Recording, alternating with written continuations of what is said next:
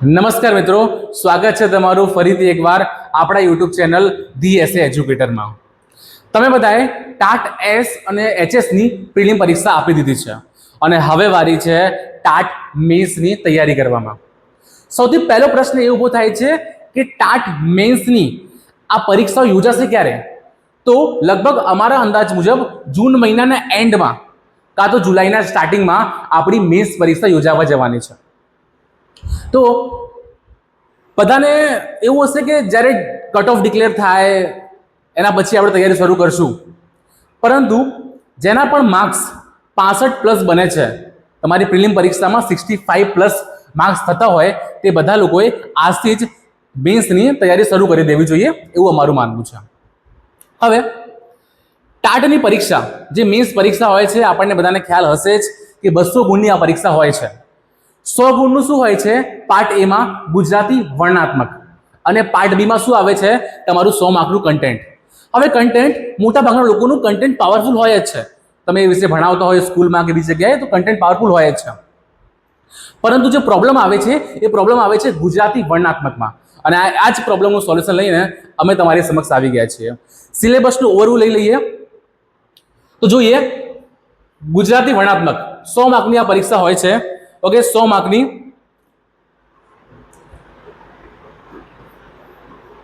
હવે આ 100 માર્ક્સમાં નિબંધ કેટલા માર્ક્સનો આવે છે? નિબંધ એસે. ઓકે, તો નિબંધ આપણા આવે છે 20 માર્કનું. તમને ખ્યાલ હશે 20 માર્કનો નિબંધ તમને પૂછાશે પરીક્ષામાં. સંક્ષેપીકરણ, આના કેટલા માર્ક્સ છે? 20 માર્ક્સ. હવે નિબંધ એક જ આવવાનો છે. ઓકે, 2 નિબંધ આવશે, બંનેમાંથી એક નિબંધ આપણે કરવાનો છે. આ વિડીયોમાં આપણે ડિટેલમાં ડિસ્કસ કરીશું. ઓકે, નિબંધ લેખન કઈ રીતે કરવું, કઈ કાળજી રાખવી, કયા કયા પ્રિકોશન રાખવા જોઈએ, શેમાં માર્ક્સ કપાય છે, આ બધું ડિસ્કસ આપણે કરવાના છે વિડીયોમાં, એટલે વિડીયો એન્ડ સુધી જોજો. ડિસ્કસ કરી લઈએ. 20 માર્કનું આપણને નિબંધ પૂછાવાનો છે. એક નિબંધ. સંક્ષેપીકરણ કેટલા આવવાના છે? 2 આવવાના છે ઈચ, 10 માર્કના, એટલે 20 માર્ક આના થઈ ગયા. પછી પત્ર લેખન, આમાં પણ 2 પત્ર લેખન આવશે 10 માર્કના, એટલે કેટલા થઈ ગયા? 20 માર્ક્સ પત્ર લેખનના. ચર્ચા પત્ર, આ પણ 2 પૂછાશે 10 માર્કના, એટલે કે 20 માર્ક્સ થઈ ગયા ચર્ચા પત્રના. અને વ્યાકરણ, આ પણ કેટલા માર્કનું આવશે? 20 માર્કનું.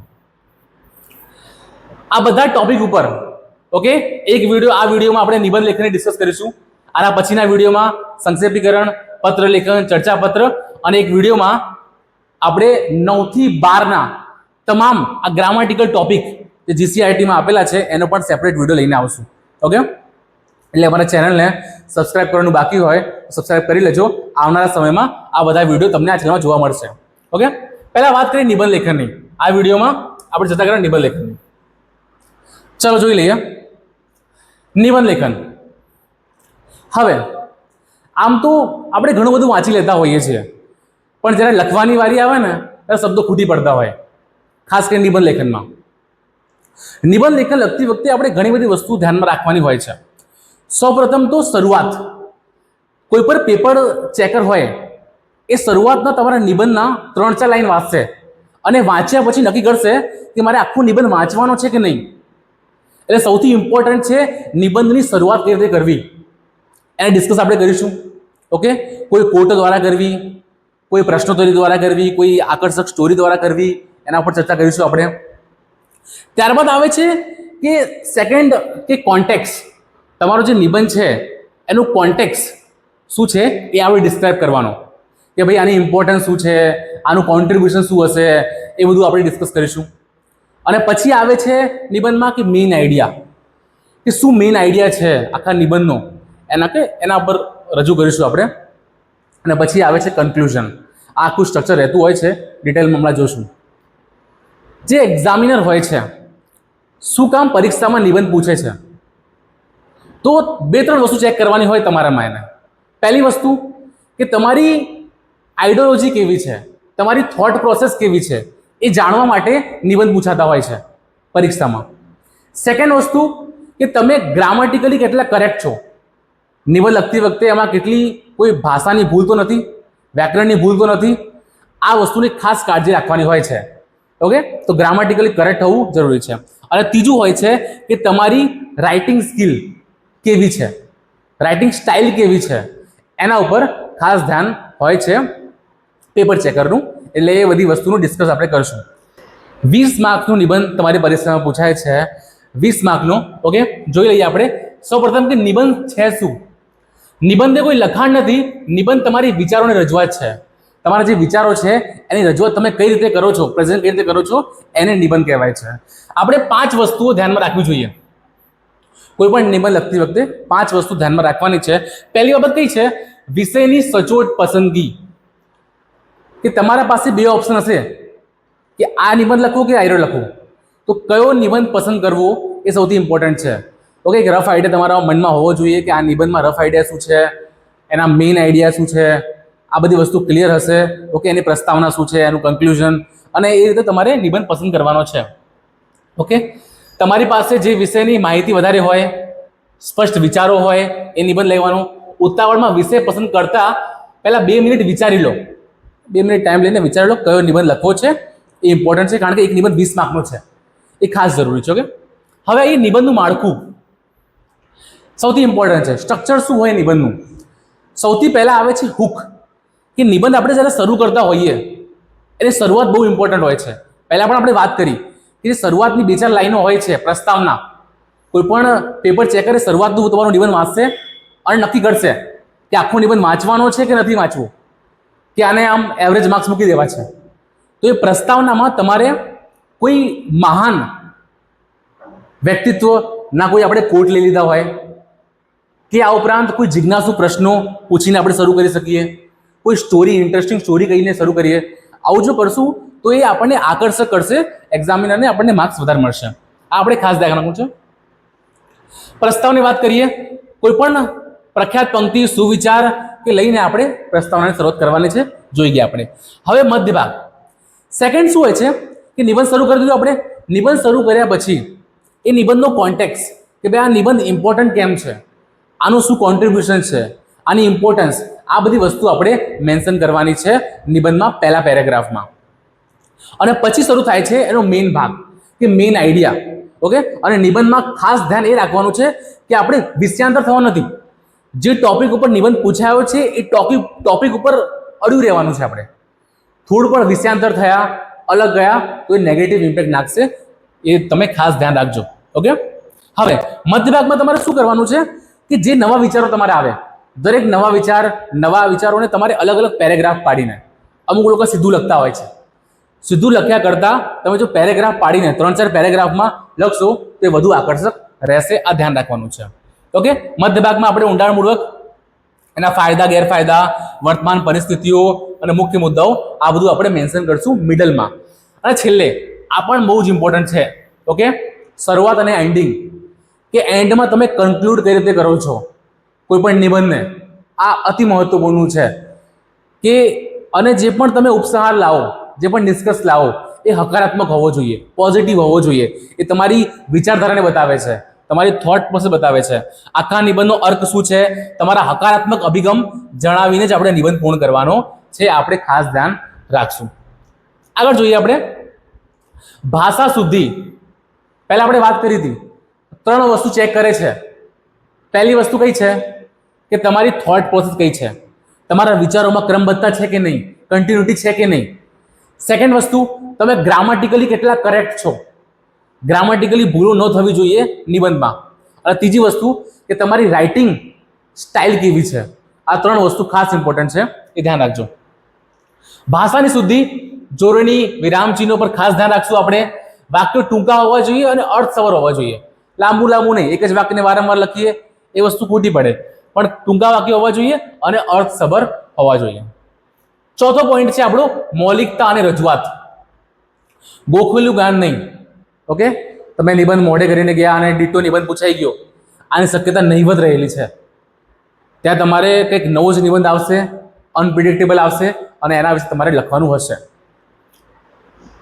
તમારા મૌલિક વિચાર તમારે રજૂ કરવાના છે. તાર્કિક રીતે એક મુદ્દો બીજા મુદ્દા સાથે જોડાયેલો રહે, કન્ટિન્યુટી જરૂરી છે. પહેલા પેરેગ્રાફની બીજા પેરેગ્રાફ કઈ રીતે કનેક્ટ કરવો, આ બધું ખાસ જરૂરી છે. કઈ રીતે સંયોજકોનો ઉપયોગ કરવો, કનેક્ટરનો ઉપયોગ કરવો, આ પણ ધ્યાન રાખજો. સમય અને શબ્દ મર્યાદા, કે ભાઈ આપણને ખબર છે કે સામે 250 કે 300 શબ્દો હોય છે, તો એનાથી વધારે પણ નહીં, ઓછા પણ નહીં. એની આસપાસ નિબંધ હોવો જોઈએ આપણો. અને બિનજરૂરી લખાણ આપણે ટાળવાનું છે. આ વસ્તુનું ખાસ ધ્યાન રાખશું. ઓકે, આ 5 મુદ્દાઓ હતા. આ 5 મુદ્દાઓને આપણે ખાસ ધ્યાન રાખવાના છે નિબંધ લખતી વખતે. ઓકે, ચેનલને સબસ્ક્રાઇબ કરવાનું બાકી હોય સબસ્ક્રાઇબ કરી લેજો. આવનારા સમયમાં આપણે સંક્ષેપીકરણ, પત્ર લેખન, ચર્ચાપત્ર અને ગ્રામરના બધા ટોપિક ઉપર વિડીયો સેપરેટ લઈને આવવાના છીએ. હવે વાત કરીએ નિબંધ લેખનની સાચી રીત શું હોઈ શકે. ઓકે, એક પ્રભાવશાળી નિબંધ લખવા માટે માત્ર જ્ઞાન જરૂર નથી, રજૂઆત મહત્વપૂર્ણ છે કે તમે કઈ રીતે રજૂઆત કરો છો. આ ખૂબ જ મહત્વપૂર્ણ છે. ઓકે, સર્વપ્રથમ પૂર્વ તૈયારી. લખવાનું શરૂ કરતા પહેલા 1-2 મિનિટ શાંતિ વિચારો. આપણે જોયું આગળ કે જે ટોપિક તમે સિલેક્ટ કર્યો છે એના વિશે વિચારો કે તમે પ્રસ્તાવના કેવી રીતે કરવાની છે, કયો કોડ યુઝ કરશો તમે પ્રસ્તાવનામાં, પછી મેઇન આઈડિયા શું હશે તમારો, અને છેલ્લે કન્ક્લુઝન.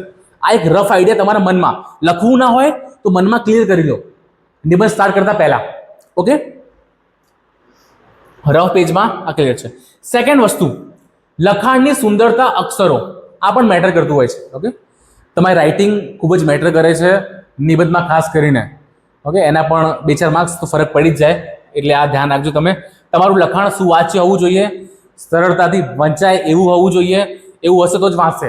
અક્ષર ખરાબ હશે તો વાંચશે જ નહીં. 20માંથી 8-10 જે એવરેજ માર્ક્સ મૂકે છે એ મૂકી દેશે. બિનજરૂરી છેકછાક ના હોવી જોઈએ. ભૂલ થાય તો માત્ર આડી લીટી કરીને. ઓકે, આમ ભૂલ થાય તો એક આડી લીટી કરવાની છે, પણ આખું ચેકડો આમ મારી દેવાનો નથી. ત્રીજો પોઈન્ટ છે આપણો અવતરણો અને પંક્તિઓનો પ્રભાવ ખૂબ જ પડે છે. ઓકે, નિબંધને જીવંત બનાવવા માટે વિષયને અનુરૂપ ગુજરાતી, હિન્દી, સંસ્કૃતિ પંક્તિઓ આપણે યુઝ કરવાની છે. આપણે ખાસ ધ્યાન રાખવાનું છે. અત્યારથી જ 15-20 હવે પૂરેપૂરા ચાન્સ છે કે પરીક્ષામાં શિક્ષણને લગતો નિબંધ પૂછાય. તો શિક્ષણને લગતા 10-15 કોટ, પંક્તિઓ તમને આવડવું જોઈએ અને એ તમે પરીક્ષામાં ડેફિનેટલી લખી શકો છો. એનાથી પોઝિટિવ ઇમ્પેક્ટ પડશે. આગળ જોઈએ પંક્તિ. હા, સુવિચારો, પ્રખ્યાત વ્યક્તિઓના કથનો, આ લખવાથી પણ ખૂબ જ સારો પ્રભાવ પડે છે, જે આપણે વાત કરી ચૂક્યા છીએ. આ આપણે ખાસ ધ્યાન રાખશું. આગળ જોઈ લઈએ યોગ્ય ફકરા પાડવા. હા, ઓકે, દરેક નવો વિચાર શરૂ થાય, નવો આઈડિયા શરૂ થાય તો તમારે એક નવો પેરેગ્રાફ લેવાનો છે. અને પેરેગ્રાફ વધારે મોટો પણ નહીં અને નાનો પણ નહીં, 5-6 લીટીનો પેરેગ્રાફ હોવો જોઈએ, એક આઈડિયલ. એ વસ્તુ ખાસ ધ્યાન રાખશું. આપણે દરેક નવા વિચાર માટે, નવા પાસા માટે એક નવો પેરેગ્રાફ આપણે યુઝ કરીશું. ઓકે, યાદ રાખો કે એક ફકરો બહુ લાંબો ન હોય તો વાંચવાથી કંટાળો થાય. આ વસ્તુ ધ્યાન રાખવાની છે આપણે. 5મો પોઈન્ટ છે આપણું ક્રમબદ્ધતા અને પ્રવાહ. ઓકે, ક્રમબદ્ધતા, તમારા વિચારોની ક્રમબદ્ધતા જળવાવી જોઈએ. તમારા વિચારોમાં સાતત્ય હોવું જોઈએ. એક મુદ્દો બીજા મુદ્દા સાથે કુદરતી રીતે જોડાયેલો લાગવો જોઈએ, કનેક્ટ હોવો જોઈએ. ઓકે, જેથી જે વાંચે એને આખી વાત સરળતાથી સમજાઈ જાય. આ ખૂબ જ ઇમ્પોર્ટન્ટ છે. આ બધી વસ્તુઓનું આપણે ખાસ ધ્યાન રાખશું નિબંધ લેખન કરતી વખતે. આગળ જોઈએ આપણે. હવે આવે છે નિબંધના પ્રકારો, કે પરીક્ષામાં કયા કયા પ્રકારના નિબંધો પૂછાઈ શકે છે. તો મુખ્યત્વે 4 પ્રકારો છે. જોઈ લઈએ આપણે. અલગ અલગ વિષયો પૂછાતા હોય છે, પણ 4 પ્રકારો છે. ઓકે, પહેલો પ્રકાર શું છે? વર્ણનાત્મક નિબંધ, ડિસ્ક્રિપ્ટિવ એસે. સૌથી સહેલો હોય, આમાં વધારે હેડેકની વાત હોતી નથી. ઓકે, અને પરીક્ષામાં પૂછાવાના ચાન્સ પણ છે. શું હોય છે? આ પ્રકારમાં કોઈ સ્થળ, પ્રવાસ, ઉત્સવ કે યાદગાર ઘટનાનું જીવંત વર્ણન કરવાનું હોય છે. ઓકે, એક્ઝામ્પલ મારો યાદગાર પ્રવાસ, મારો પ્રિય તહેવાર, આ બધી વસ્તુ આને કહેવાય વર્ણનાત્મક પેરેગ્રાફ. ઓકે, પરીક્ષામાં ચિંતનાત્મક પેરેગ્રાફ પૂછાવાની શક્યતા વધારે છે. આ ખાસ ધ્યાન રાખશું આપણે. ચિંતનાત્મક કે વૈચારિક નિબંધ શું હોય છે? આમાં ઊંડા વિચારો અને ચિંતન રજૂ કરવાનું હોય છે. મોટાભાગે સામાજિક મૂલ્યો, નૈતિકતા અને માનવી સ્વભાવ એની વાત થતી હોય છે. ઓકે, એક્ઝામ્પલ લઈએ. શિક્ષણમાં નૈતિકતાનું મહત્વ શું છે? પરિશ્રમ એ જ પારસમણી. આ બધા નિબંધો ચિંતનાત્મકતા છે. ઓકે, તમારી થોટ પ્રોસેસમાં શું ક્રિટિકલ થિંકિંગ છે એના ઉપર ખાસ ભાર મૂકવામાં આવે છે અને આ ચેક થાય છે. આગળ જોઈએ વિવાદાસ્પદ કે તાર્કિક નિબંધો. આ કેવા હોય છે? શું હોય છે? કોઈ વિષય બંને બાજુ હોય, એનો પક્ષ શું વિપક્ષ શું છે. ઓકે, આવા નિબંધોમાં તમારી આઈડિયોલોજી કેવી છે, તમે કઈ રીતે નિષ્પક્ષ રહેશો. ઓકે, કોઈની સાઈડ લીધા વગર કઈ રીતે નિષ્પક્ષ તમારા વિચાર રજૂ કરશો, એ મેટર કરે છે આમાં. તર્કબદ્ધ હોવા જોઈએ, ક્લિયર છે. એક્ઝામ્પલ જોઈએ, વિજ્ઞાન આશીર્વાદ કે અભિશ્રાપ. ઓકે, અભિશાપ આ એક નિબંધ છે. એક્ઝામ્પલ વિવાદાસ્પદ કે તાર્કિક નિબંધનું એક્ઝામ્પલ કહી શકાય. છેલ્લો ટાઈપ આપણો જોઈ લઈએ. છેલ્લો ટાઈપ છે આપણો વર્તમાન સમસ્યા આધારિત, અને પૂરેપૂરા ચાન્સ છે કે વર્તમાન શિક્ષણને લગતી વર્તમાન સમસ્યા. ઓકે, આપણે જીવન શિક્ષણ જે સામાયિક છે જીસીઆરટી પ્રસિદ્ધ કરે છે, એમાં પણ ઘણા નિબંધો આવે છે. એમાંથી પણ ડિટ્ટો નિબંધ પૂછાવાની પૂરી શક્યતા છે, તો ખાસ તમે ધ્યાન રાખજો. વર્તમાન સમસ્યાઓ શું હોય? અગત્યની સમસ્યાઓ. હવે જ્યારે વર્તમાન સમસ્યાનો નિબંધ આવે ત્યારે ધ્યાન શું રાખવાનું આપણે કે નિબંધમાં થોડા ડાટાને આપણે ઇન્ક્લુડ કરીએ. જે લેટેસ્ટ ડેટા હોય, તમે ફેક્ચ્યુઅલ ડેટા જો ઇન્ક્લુડ કરશો નિબંધમાં તો એ પોઝિટિવ ઇમ્પેક્ટ નાખશે. એને લાગશે કે તમારી પાસે નોલેજ છે આના માટે. ઓકે, તો આ ખાસ ધ્યાન રાખજો. જેટલા વધારે ડેટાનો ઉપયોગ કરશો એટલું સારું થાય તમારા માટે. ક્લિયર છે? બેરોજગારીની સમસ્યા, પર્યાવરણ, સ્ત્રી સશક્તિકરણ, આ બધા કરંટ ટોપિક છે. આ પણ પરીક્ષામાં પૂછાઈ શકે છે. હવે જોઈએ, હવે જે ટાટની એક્ઝામ લેવાઈ, ટાટ 2023માં, એમાં એક નિબંધ પૂછાયો હતો, માનવ ઘડતરમાં શિક્ષણનું મહત્વ. આ નિબંધ અહીંયા તમારા માટે એક ડેમો આપણે પ્રસ્તુત કર્યો છે. ઓકે, ડેમો નિબંધ. લાસ્ટ એક્ઝામમાં આ નિબંધ પૂછાયો હતો. તમે જોઈ શકો છો. આની પીપીટી અમે તમને પ્રોવાઈડ કરી નાખશું.